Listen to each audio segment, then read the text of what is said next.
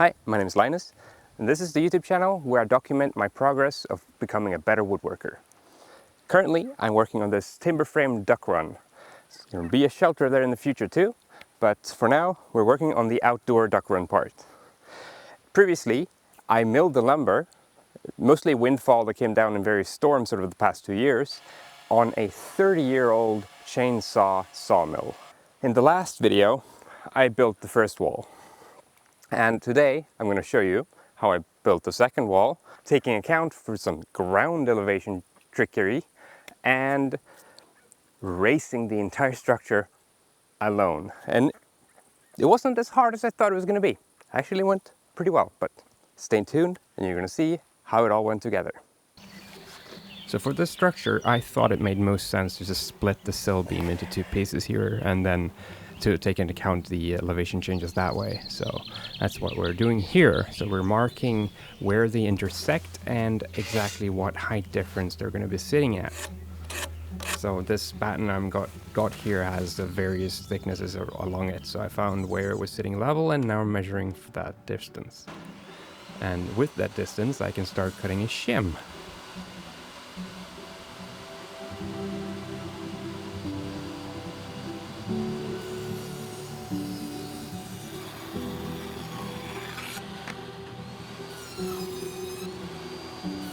So yeah, basically this shim's gonna be like a big tongue and groove thing that registers as well, so we can align the two sill beam parts together.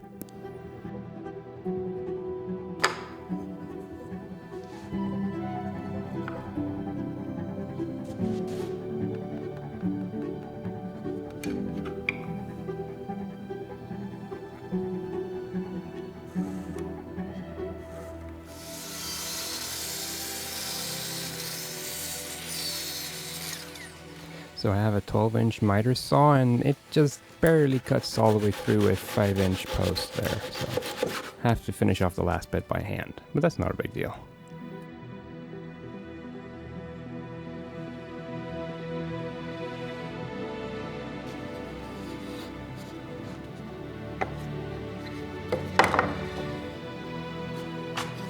So for all of these measurements and marks I'm making, I'm always making sure to reference the outside face, or like designate one reference face for these posts and always measure or mark based from that face.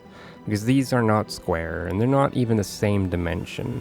I mean, they've twisted and turned, some of them have shrunk and not expanded, but they've shrunk since they were cut.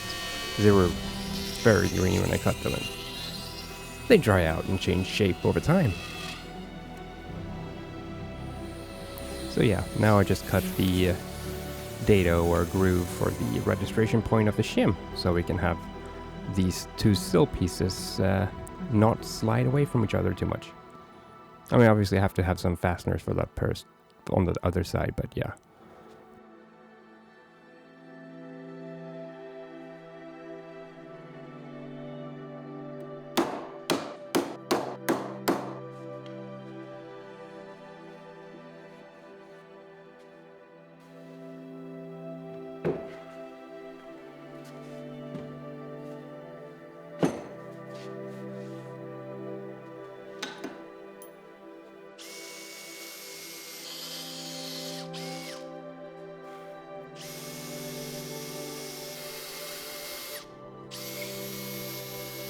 So yeah, I do end up screwing this down as well, but I mean, that tongue and groove thing was probably not necessary, but I wanted to try it out and see how it worked. It's not gonna hurt. Belt and suspenders or something like that, right?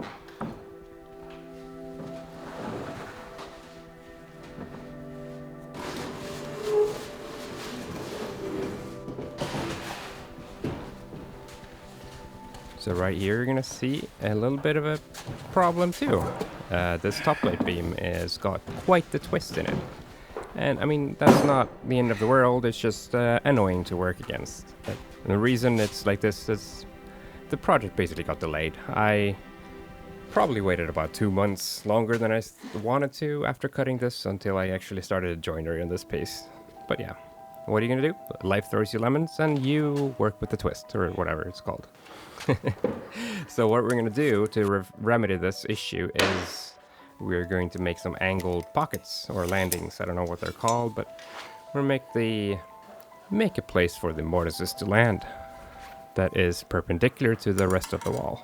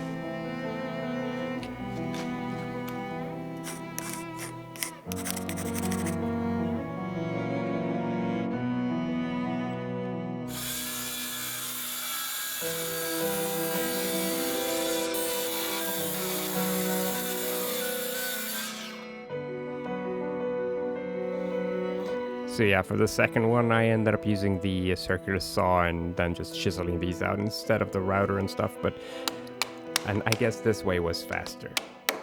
I mean, the end result is the same, basically. It's not really pretty, but they're going to be hidden under the wall posts.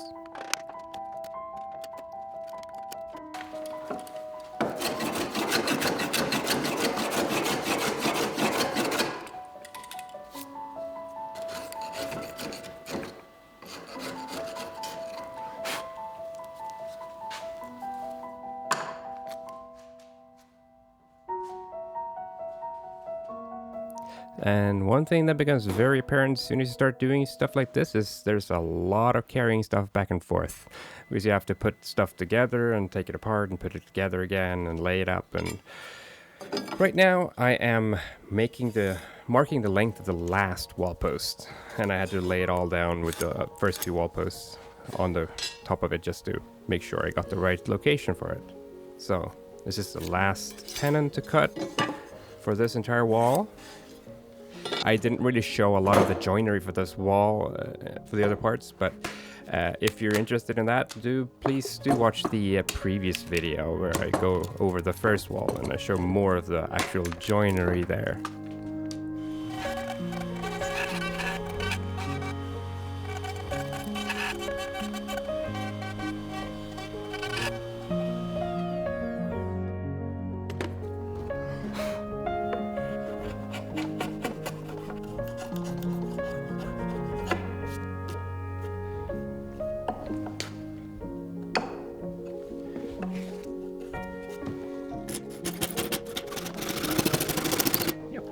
And yeah, with this cut, apparently I wasn't looking at all when I was starting to cut because it got all kind of crooked.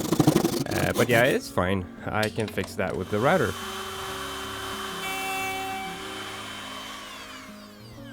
And some chiseling after that to clean it up.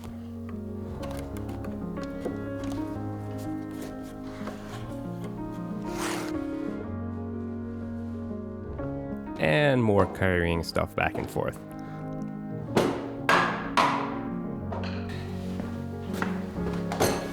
I probably didn't need to move that wall post out of the way, but I just thought it'd be easier to not have it in the way in case it was in the way.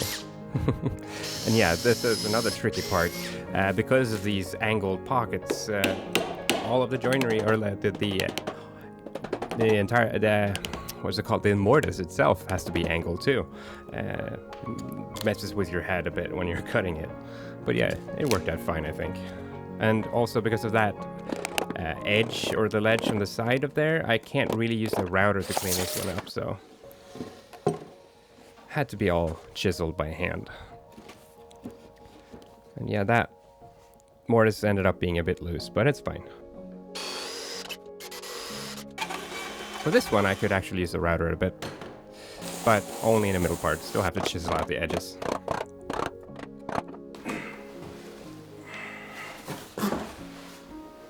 And for this one I was a bit more careful in not making it too loose. So yeah, this one I scribble a lot over it with a pen, and that's going to leave some marks into the mortise where it's touching, so I can then take that thing out and chisel those high spots out. And once that's done, it fits nicely.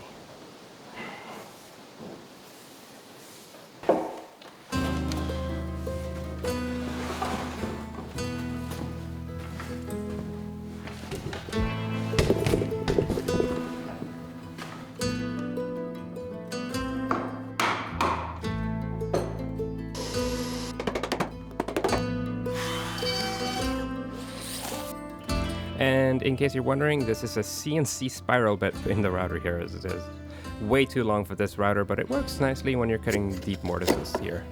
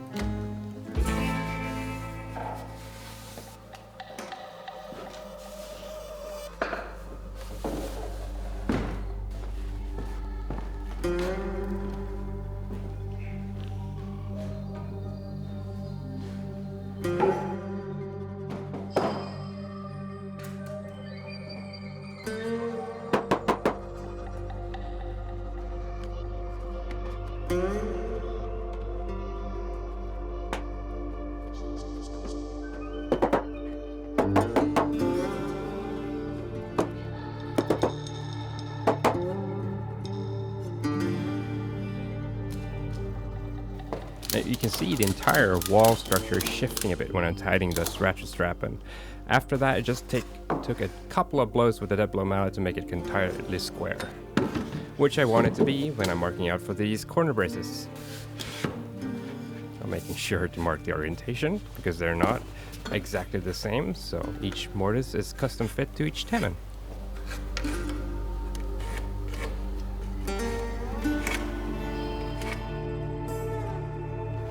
And obviously you're gonna have to make a angled landing for this one as well. Now I did this exactly the same way as I did for the top plate post, so go back a bit in the video and watch that if you want to see it, but anyways, it worked out nicely. Then, once that one is in, I can finally mark out the last mortise location. Now, I should probably have filmed at least one of these corner brace mortises being cut for this video, but I did show that in the last video, so if you're curious about how I did that, it's in the last video again. Now, another thing that I didn't show on camera here is cutting the half laps and making those girts. That's also something I'll show in the last video. Those girts that are fastened there, I'm talking about. And that is all of the second wall complete. Ready to be disassembled again and carried around. Well, apart from this mortise and tenon, the middle wall post, when assembled as a full assembly, didn't really want to go in, so I did some trimming of that tenon, and then it could finally fit properly.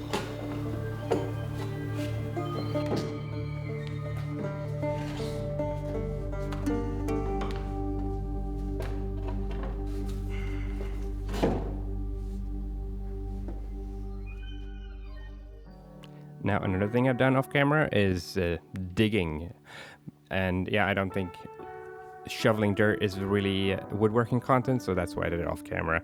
Anyways, so I did some changes since the last video. I decided to make an entire retaining wall here instead of using these concrete plinths that you see on the upper wall over there. So I'm keeping those plinths for the second wall, but the first wall is going to be standing on a concrete block wall that I put together here. It turned out pretty nice, I think. First time I've ever done anything like this, so it was a learning experience.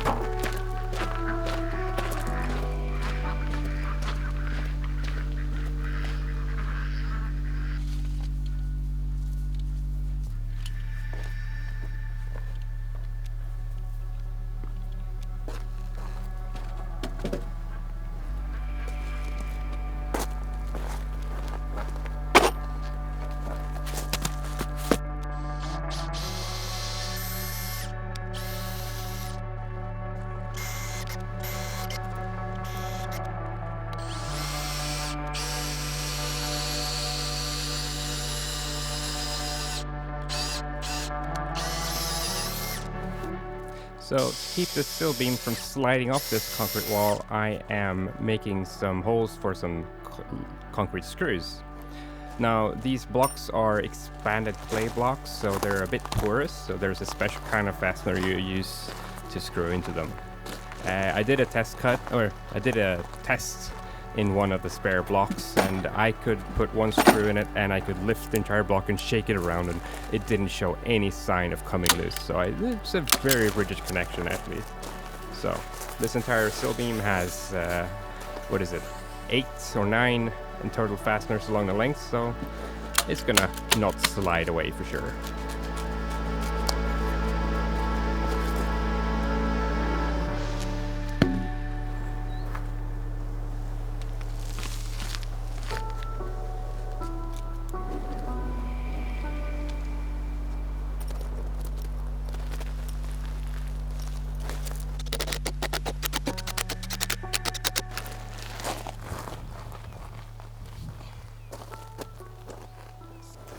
Now, at this point, I started carrying down the rest of the pieces for this first wall, but I realized I kind of need something to brace them against, so I'll start with the sill for the second wall before I do any of that.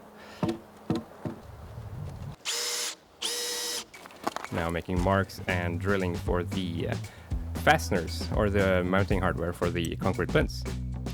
I'm using these screw pins, I think they're called, so I can bolt down or put a nut on from below.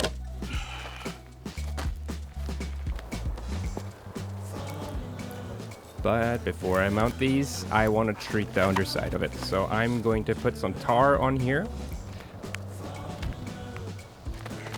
In this case, I am also using a speed heater, which is an infrared heater, and it heats the surface very efficiently. And you can see the tar just being sucked into the wood. And the steam coming out is actually steam. It's any of the surface moisture in the wood escaping. So the tar is taking the place of that one, and yeah, there's some flames there. It just shows it heats it up quite good. And now for one of the parts I've been dreading. I've been worried about this not working, like getting all of the bolts and screw pins into the mounting plates at the same time, but turns out it actually wasn't too bad. It just took a minute or two of fiddling around with the hammer, and then it went through. There we go. And just some more fiddling with some bolts, not bolts, with the nuts, and we can actually attach the things.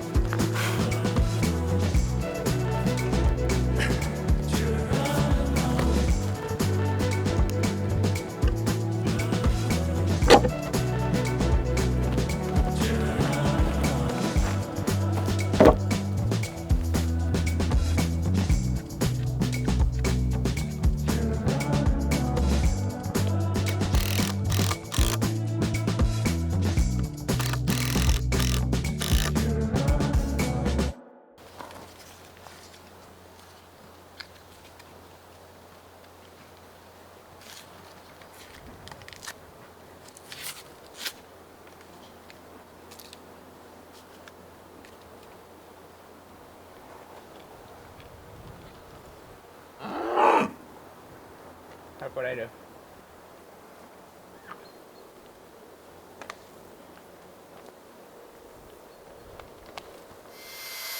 And here I am pre-drilling for some screws, and we'll get back to those in a bit.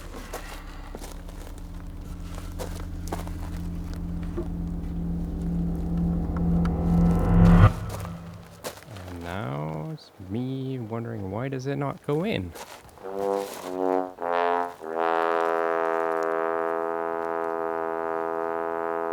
It helps if you put the sill beam on the right way. I didn't even check which way it was going on, so I put it on backwards.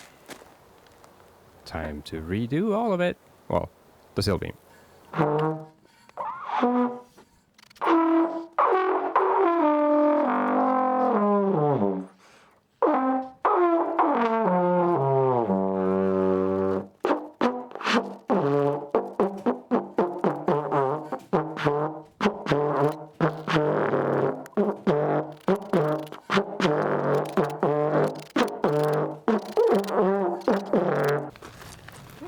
basically my brain when I realized I'd done it backwards.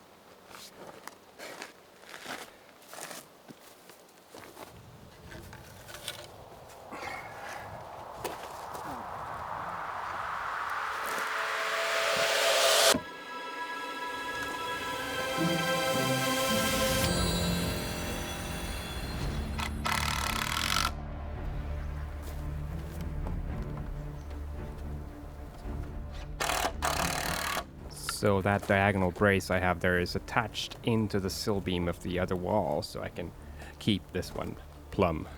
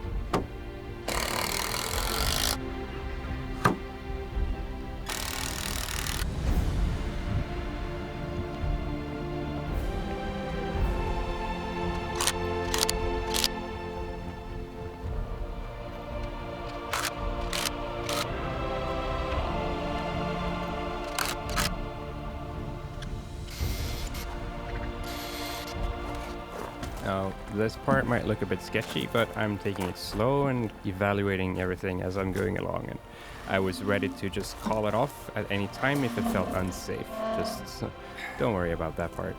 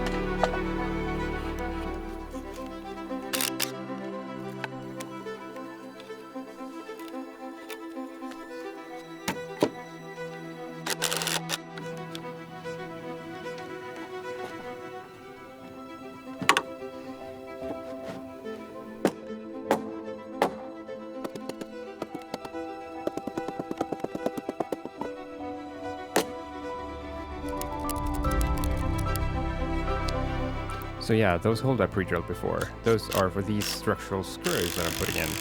Now, I opted not to do pegs for these tenons, mostly just as a time constraint.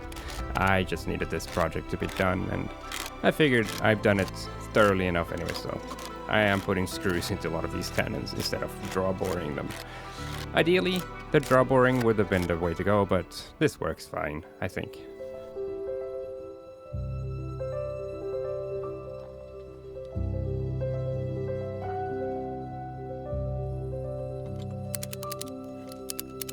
Now with this middle post of the first wall, I didn't really want to go all the way through, and I'm just checking here with the sledgehammers to see if it's actually, if it doesn't want to go in, or if it's the bow or the crown of the top plate.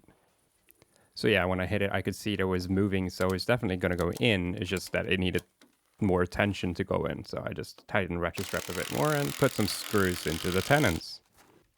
And no, this is not the same wall post that I adjusted the tenon on earlier in this video. This is for the first wall. So yeah, more screws into tenons, but can you spot the problem here? If I want to put a screw in a tenon. Before we wrap things up, I just realized yesterday when I was fixing this issue, I made a dum-dum. And I tried to screw the tenon down, but if you want to screw the tenon down, maybe you screw on the side where the tenon is. So let's fix that and see if it stays down this time. I'm gonna use these blocks to ratchet against.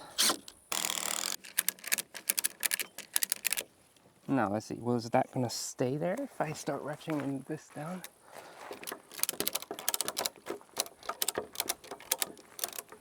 There we go. Everything stayed together as it's supposed to. So yeah, I mean, that does put some tension on the tenons, wanting to pull it apart a little bit, but there's going to be a roof structure going on here. It's going to weigh things down over time, and I think it's going to be fine in the long run. And again, as I said in the beginning, this is a practice project. I'm pretty sure I'm going to disassemble this long before it has a chance to rot away. We'll see about that, but I'll get back to you in about 10-20 years and see what's happened. See where we're at that point. But yeah. Anyways, I think that is about time where I'm going to wrap this video up. I have a different build coming up in between this video and the next on this structure. I will also be hard at work, wherever I find time, to make the roof rafters and stuff, as well as the girts that connect the walls. Depending on how things play out, the next video might also include the actual shelter for the ducks. But yeah, it's time to sign off, and I think the ducks think I've been talking too much. So yeah, I will see you in the next video.